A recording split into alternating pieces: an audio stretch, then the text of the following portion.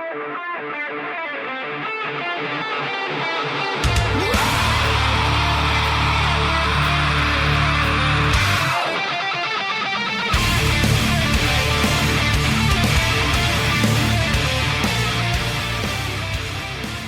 we go. Today is Wednesday, May 24th, 2017, and this is episode 191 of the Defensive Security Podcast.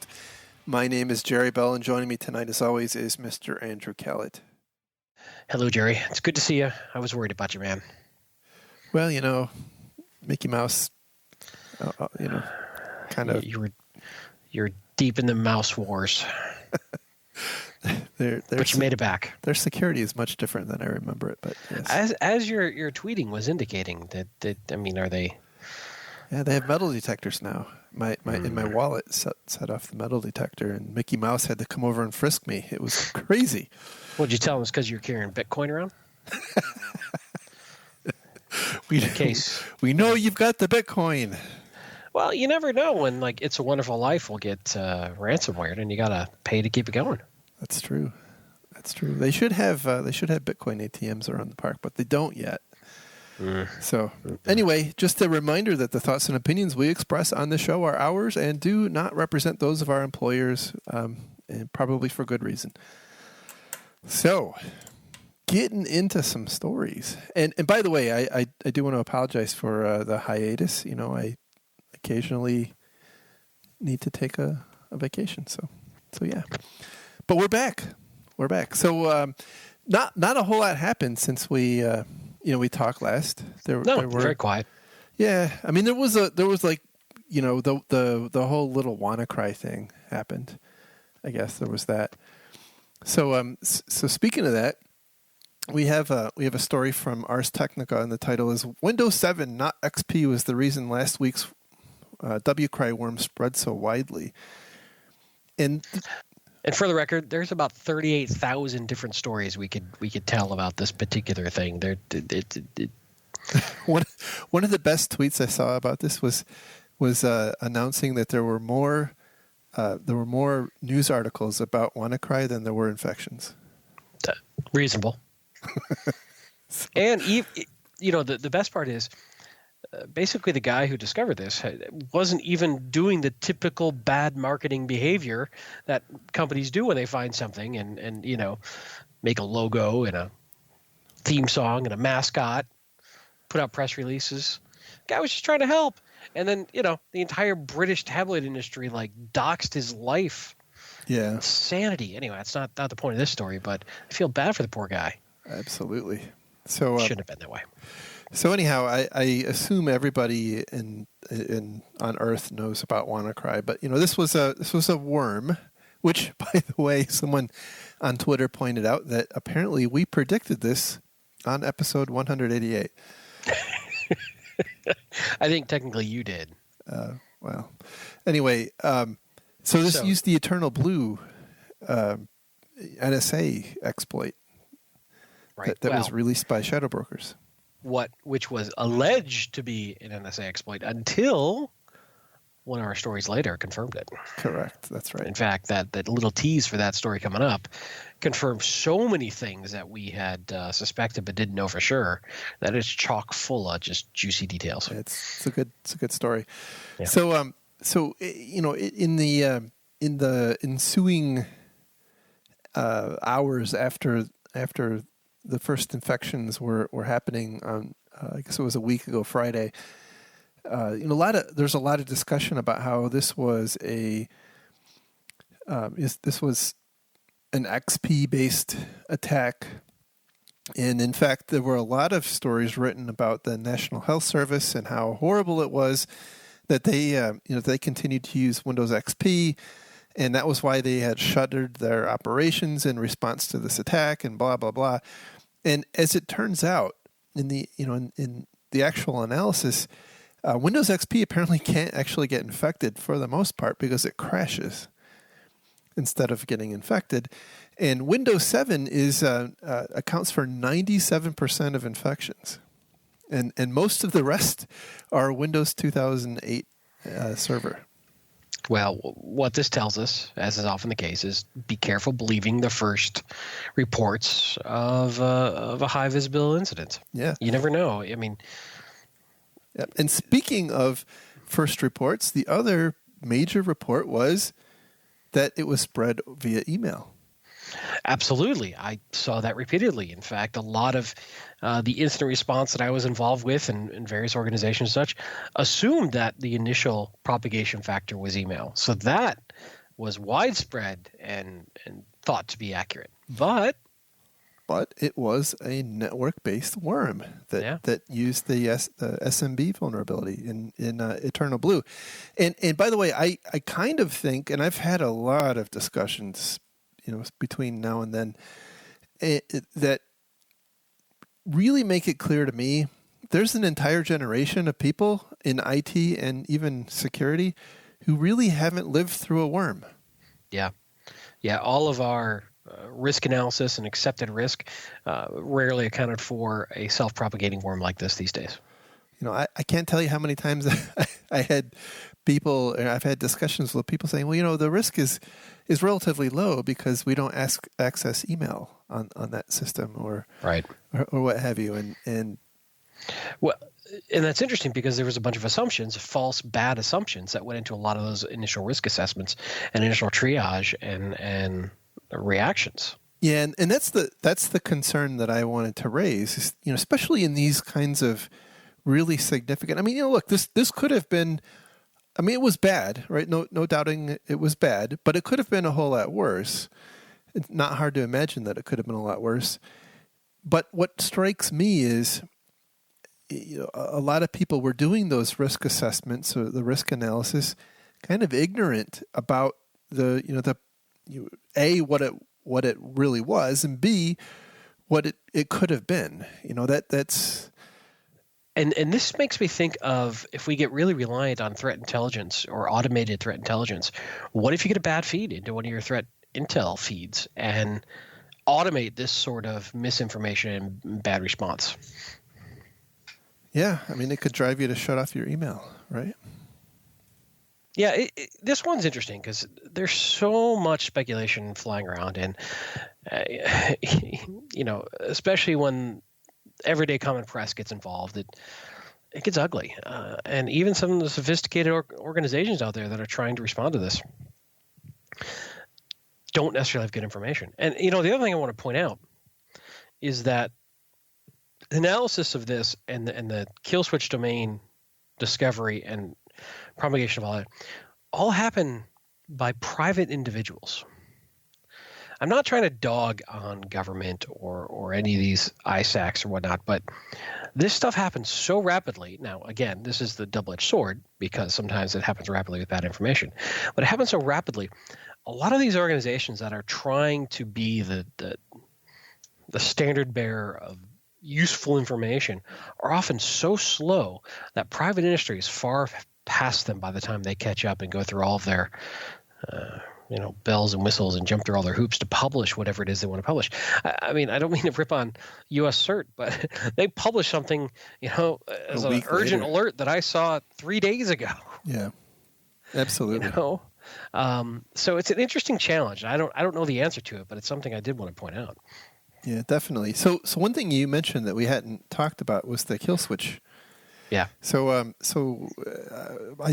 the big news, right, was that this WannaCry malware, at least the original implementation of it, had a kill switch domain, and it's strongly believed that the kill switch was an attempt at anti-forensics. So basically, if it tried the malware tried to connect to this seemingly random, really long URL, and if it could connect to it, then it wouldn't run.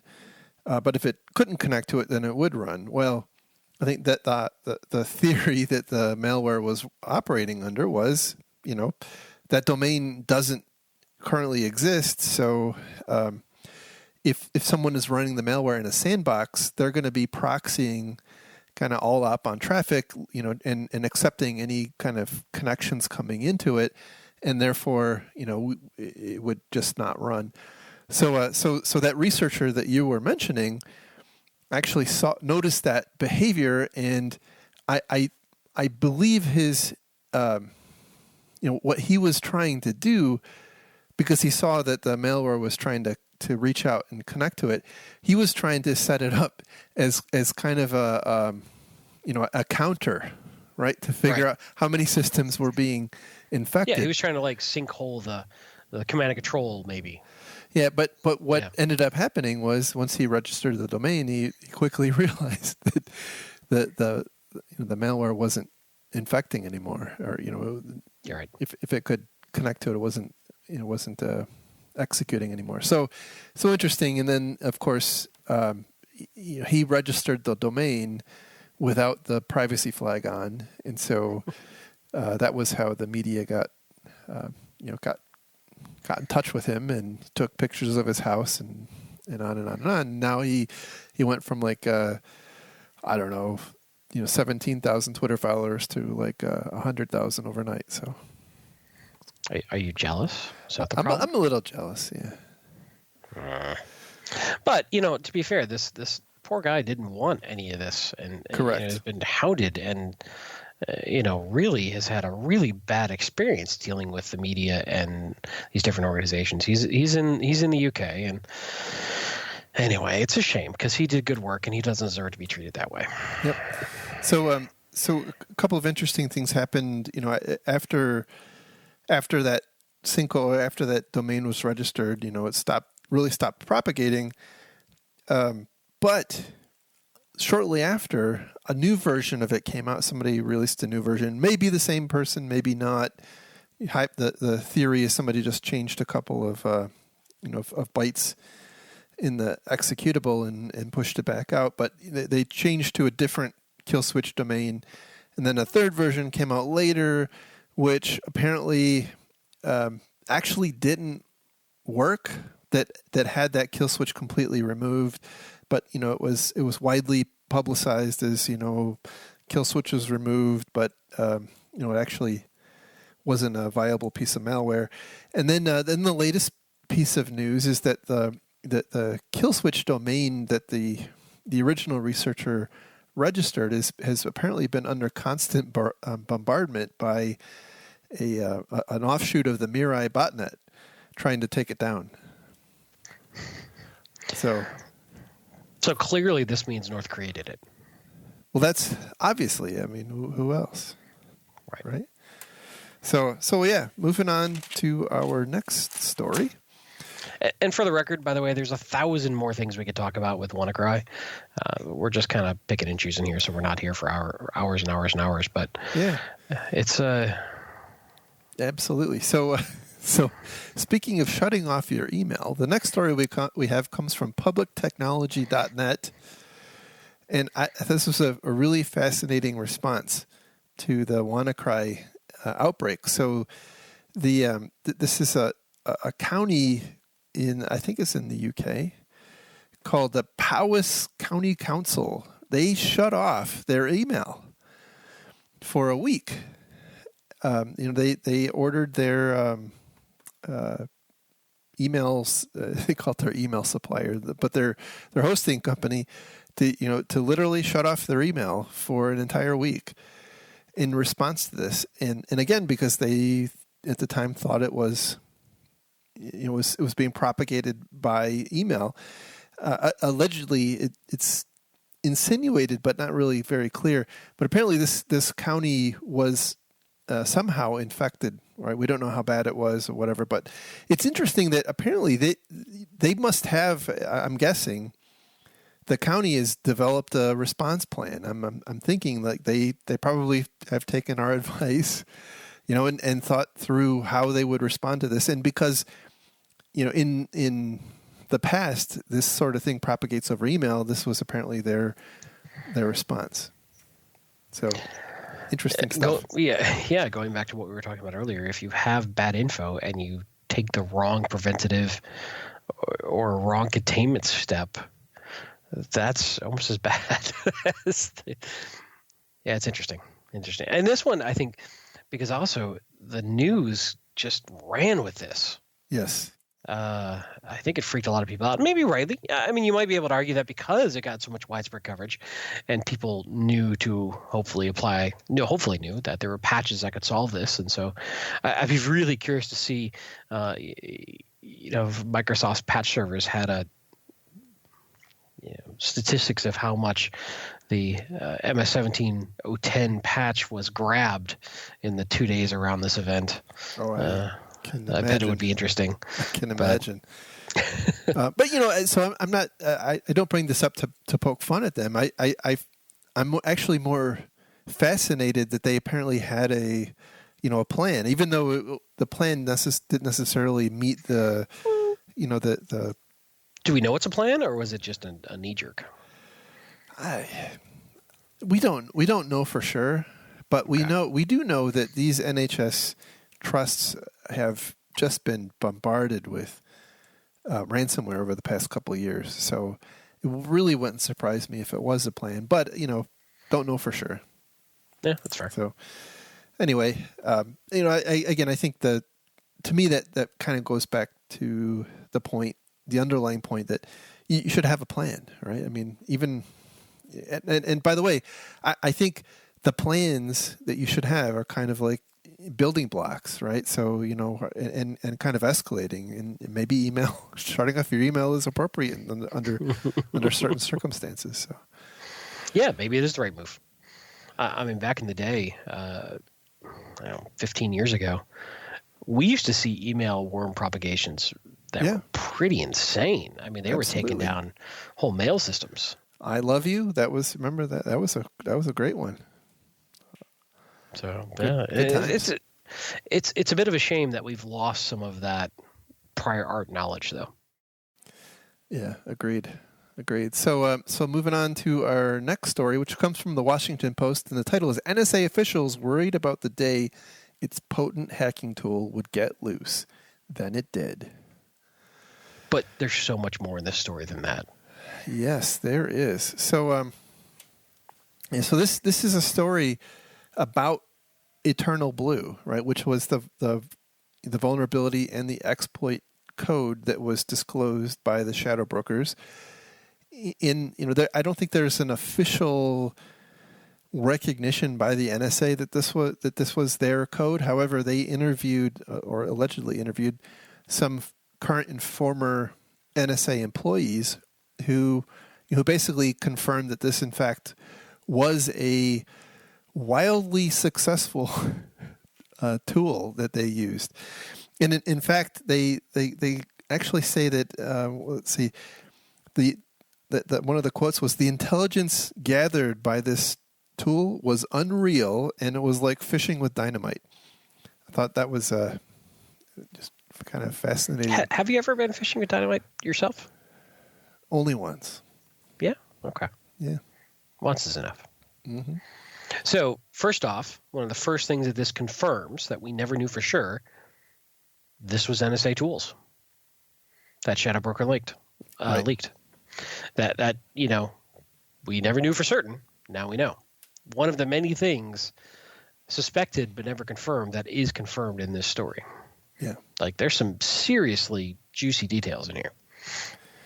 Absolutely. So they go on to talk about how I guess early on after they discovered this vulnerability, there was apparently a lot of discussion and debate within the NSA about the continued use of this. Like they kind of recognized how significant a vulnerability this was, and so they debated whether or not they should tell Microsoft about it, because their fear was that if somebody else found it or it was discovered through their use of it, that that their own systems would be vulnerable to foreign attacks. So there was a lot of consternation about that, but in the end they continued using it. Another thing that I thought was pretty interesting. We know the timeline. We talked about this on one of the last shows. We know the timeline that the Microsoft apparently became aware of this sometime prior to in the January-February 2017 timeframe, and then released a patch for it in the March Patch Tuesday, and they didn't make any hay about it until after shadow brokers dumped their stuff in mid-April. Going back into August of 2016, after the shadow brokers kind of came out big time, apparently there were some discussions within the NSA about, well, they kind of, it appears they got everything. And by the way, the current thinking is that these tools that that the shadow brokers are leaking were taken by the, what was his name? Harold Martin III. Right. He was the guy who had like 10 terabytes of NSA stuff on a hard drive at his house. So the thinking is that the shadow brokers obtained the information somehow, some way from that guy. No, as far as we know, it was not intentionally leaked by that guy. He was just sloppy with this code. He had it at home, right? And somehow somebody, without necessarily his knowledge, accessed it and took it. Correct. Yeah. Yep. So I mean, I don't know. We really have even positive confirmation that that's exactly what happened. However, it's really the only thing that makes sense. But be that as it may, it appears like there was kind of a recognition as far back as August of last year, and in this story they talk about how they considered the utility of Eternal Blue and the other things in the in their toolkit as having a degraded capability. And so now at this point you also start to wonder how much of this is disinformation, but if that's true, that's interesting. It is, and it kind of makes me wonder, well, why wouldn't they have gone to Microsoft much sooner? But then so I guess there's probably a tit for tat game going on here too, because I suspect that the shadow brokers may have released, they may have picked the timing of their release based on them realizing that Microsoft had patched it. It's possible. We don't know for sure. And so if, it's conceivable that, let's say, Microsoft patched it in September or October of last year, that we may have just seen them dump this, in November or what have you. So we don't know. Also, right? It also tells us the timing as it coincided with the month that Microsoft skipped Patch Tuesday. Correct. Which I don't think is a coincidence, especially because we figured out that the next round of patches fixed most of what was dumped. I think everything dumped by shadow brokers, and there was no attribution of those vulnerabilities as there normally is in those patch write-ups. So I think it's pretty safe to say that's when the NSA told Microsoft what was going on. Microsoft, rightly or wrongly, said, stop the patch, stop the presses, and then built the patches. Now, what isn't clear, by the way, in Microsoft's defense, we don't know for sure that they realized where the vulnerabilities were coming from, or it could have come in through to them through a third party or anonymously or what have you. The only thing that makes me suspect they knew it was U.S. government is because there was a lack of attribution on the vulnerability. Yeah, but you're right. So. We don't know for sure. We certainly don't know. And who knows? I mean, this could have been a goodwill gesture from the NSA to Microsoft, because this is also in the context of a huge debate going on about backdoors and encryption and access to systems. And, there's a lot of politics around this when you get to this level of negotiation around these sorts of things. Yeah, definitely so. Let's see. So there's a lot of discussion about kind of the politics of of these kinds of vulnerabilities, right? And that one of the people they interviewed talk about how it's pretty ridiculous to think that it would be acceptable for the NSA to just hand over all of the their quote stockpiled exploits and vulnerabilities and get them fixed, and because that's as they describe it, in a unilateral disarmament, right? See, I don't understand why they're worried, because nobody patches anyway. That's a good point. As we have seen in this episode, right? I made a comment on Twitter that got some serious traction, good and bad, that this entire WannaCry episode has definitely demonstrated a large divided mindset between InfoSec blue team practitioners and what I would call InfoSec academics. And, the academics are typically, and these are broad categorizations, but the ones saying, just patch, what's wrong with you? Why didn't you patch? And the practitioners are going, if it were only that simple. And here's a laundry list of reasons why I couldn't patch. And there seems to be a huge divide between these camps of understanding all the operational challenges and business realities of what prevents organizations from patching in a timely manner, whether we like it or not. And it seems like as long as we keep having this discussion of, well, it's your fault, you should have just patched, we're not really going to get probably the robust environments we need that can patch rapidly. There are solutions. There are ways to do it. There are ways to build the automation and the uptime and the capability of having failover. But these are expensive and they have to be thoughtfully designed from the beginning to do it. And business has to sign up. I mean, I cannot tell you how many security folks are screaming at the top of their lungs to fix patching, and business is going no.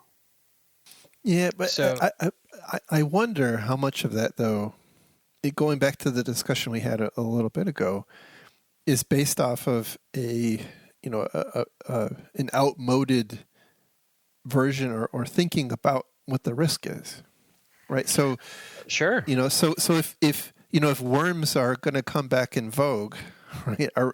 Are we going to is industry going to view more aggressive patching much more favorably than they currently do? Well, I'm of the opinion, in general, that I would try to convince my business leadership that we should push critical security patches for operating systems, browsers, Office suites, Java, and Flash immediately upon release. Yep. Because I think, and the pushback on that is to workstations, not necessarily to servers, but to workstations.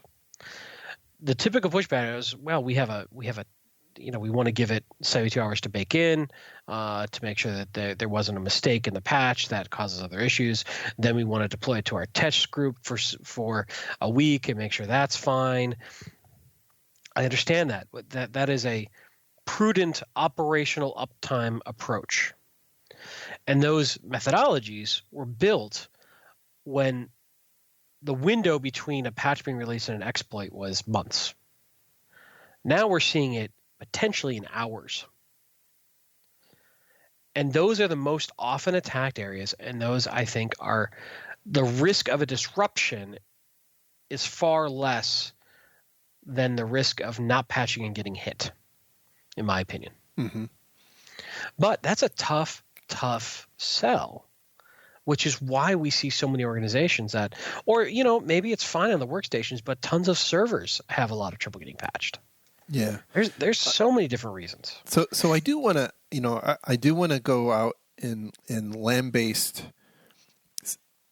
industry a little bit on WannaCry, right? So yes, I completely am with you on the patching thing, right? But as far as we know, WannaCry solely propagated over the network via TCP 445, if I recall. Correct. Yes. Right. Which means that that organizations had systems exposed to the internet with port 445 open and accessible. Yeah. So what's the problem? I mean, this is one of those like engineering disaster things where there are many things. There were so many opportunities for this not to happen. And I wonder if that's why the U.S. got such a light hit by this, is because of extensive use of NAT and extensive use of firewalling, and less prevalence of that in our country than some of the other countries that are perhaps a little more. I think I candidly, I actually think so. I mean, there's been a lot of hypothesis like, oh my gosh, actually WannaCry was released by the NSA. I mean, that's actually a pretty popular theory, and therefore, that's why it was specifically made to not target the U.S. Actually, and as far as I know, that is definitely not true. I mean, we don't know the source, so maybe it was the NSA, right? Oh, you speak for the NSA now, do you? No. Are you a shill for the NSA? Is this entire show been a shill for the NSA? Is that what's really going on here? Well, eventually I was going to tell you. Is that our secret hidden sponsor? Is that why we don't actually have sponsors? That's right.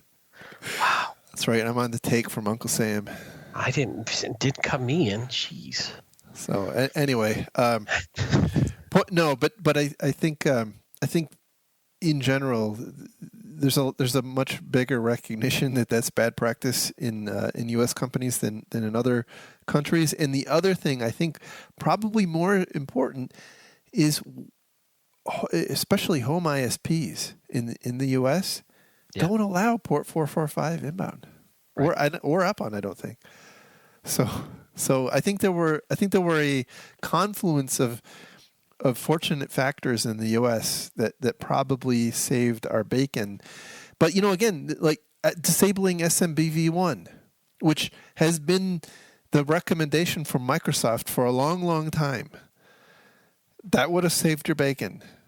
Blocking port 445 would have saved your bacon. Applying the patch that came out 8 weeks before WannaCry would have saved your bacon. So what's interesting too to me is we're seeing some new press result coming out now that other more stealthy attacks against the same vulnerability are now having been observed in retrospect before WannaCry hit. Correct. WannaCry was very noisy. Right. So that's the problem, by the way, with a worm. And probably why they fell out of favor is they're incredibly noisy. And when they're incredibly noisy, it's like a virus. If a virus kills its host too quickly, it can't spread. Right. So we are seeing some press of an earlier version that was very stealthy. We're also seeing follow-up worms that are much more sophisticated based on similar exploits. Yeah, one of the early worms, I forget the name of it, but it's got a funky name to it. Was actually a cryptocurrency miner. Right. It mines Monero. I think that's how you say it. And by the way, exploiting this vulnerability doesn't have to be a worm. Correct. That's just one vector. Yep. That has gotten popular because of the way it can infect. But the infection vector can be many different things. It doesn't have to be a worm. Right. Yeah. It's. Yep. I don't know. And by the way, there apparently weren't a lot of people paying, and even those that paid, apparently the ransom that is, apparently didn't actually get their files back. I've heard conflicting reports on that, and I've heard reports too that that it was a very manual process to actually create the decryption keys, that there was no automated system. So some have speculated that this was a far more successful ransomware worm than was envisioned or planned for by the authors. Yeah, but who knows? It's tough. It's tough to. I have heard from some reliable sources that the crypto used was actually done really well. But they did make some mistakes, which allowed recovery of some of the I don't know what you would call it, tags, the data that was used to create the RSA key, right? But yeah, the system had to be still running. Right. We've seen that in XP and I think a few other OSs now that people have figured out. If the box hasn't been rebooted since the actual encryption of the files, you can recover the key. Correct. Yeah. So anyway, that's that one. And moving on to our next story, this one comes from Graham Cluley's blog, grahamcluley.com. And the title here is, interestingly, companies keeping Bitcoin on hand in case of ransomware attacks. Also predicted by this show. Also predicted. I still think that ATMs are a much more, fiscally responsible solution rather than keeping your capital tied up in Bitcoin for the off chance that you might get infected. Sure.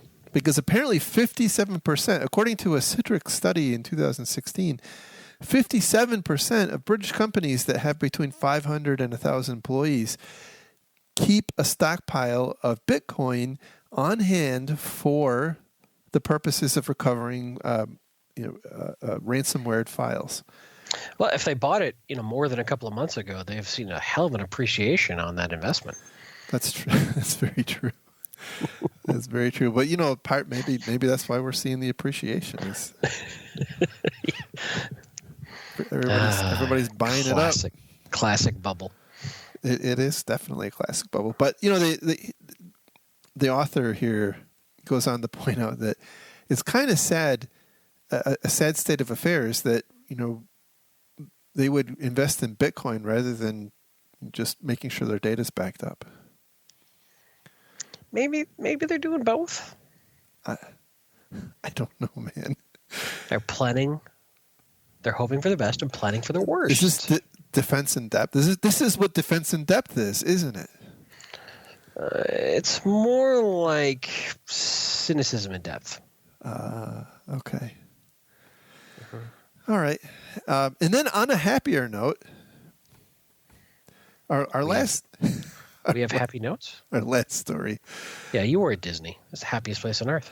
Our last story comes from eweek.com, and the title here is Zomato. I guess that's how you say it. Zomato and DocuSign breaches reveal common security risks.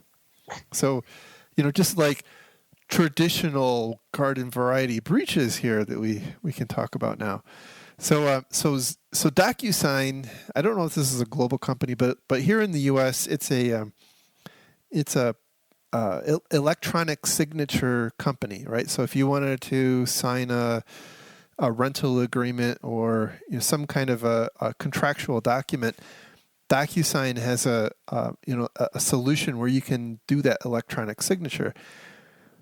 And apparently they had some undisclosed number of email addresses stolen from one of their databases. Now, apparently no other information, no names or passwords or social security numbers. But the email addresses were enough because if you think about it, what do we tell people? What do we tell the average user about, phishing? We tell them don't open an email that you aren't expecting. Right. Right. So if you are on DocuSign's email distribution list, it's probably because you're expecting an email. You're probably expecting an email from them. And so they send you an email, which, by the way, has a link that will attempt to install malware. And it looks like it's a DocuSign email. And it looks like a DocuSign email. So you get an email that looks like it came from DocuSign. You're probably expecting an email from DocuSign. And you probably get some kind of ransomware. So it's chock full of goodies. That's amazing. But the thing that struck me on this is the advice of not opening emails of only opening emails that you're expecting is becoming less and less relevant as time goes on. Well, the bad guys are getting smarter about manipulating the expectations of their victims. Yeah.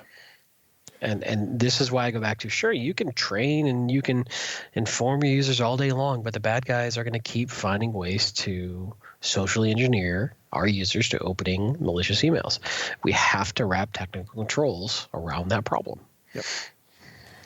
Yep. And then Zomato or Zomato, I don't know how you say that, who is a restaurant guide.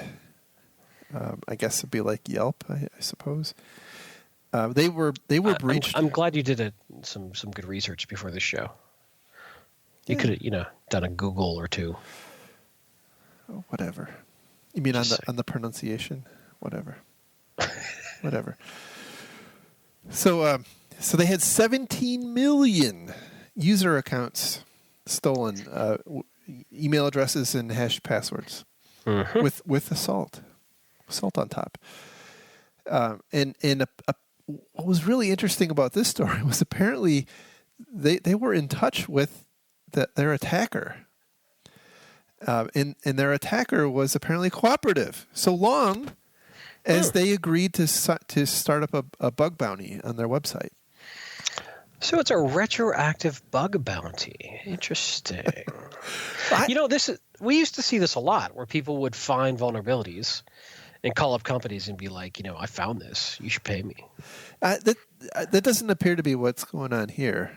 So this appeared to be some questionable person having penetrated their system and stolen their data, and basically saying, you really need to go start a bug bounty. It didn't appear like they were trying to extort money out of them. It was interesting. It was more like they were trying to bully them into.